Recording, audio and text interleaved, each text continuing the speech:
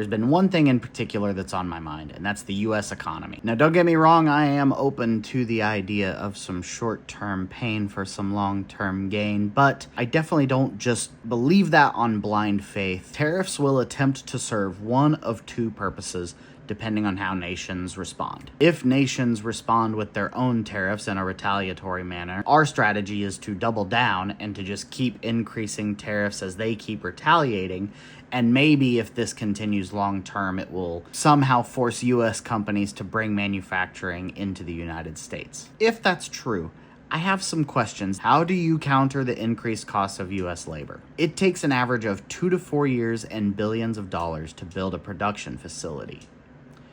How are they so sure things are going to be better 6 to 12 months from now? How many jobs will be lost due to closures or reduced imports? Will small businesses be indemnified in any way if they're forced to close due to tariffs? How will technological changes such as AI and robotics impact manufacturing job availability? If a country chooses not to negotiate and American companies have no financially sound choice but to pay the tariffs, are we just going to accept that Americans are going to pay more for those goods? If countries don't retaliate, it sounds like our plan is to enter negotiations with them to try and broker some sort of trade deal. Let's take Vietnam, for example.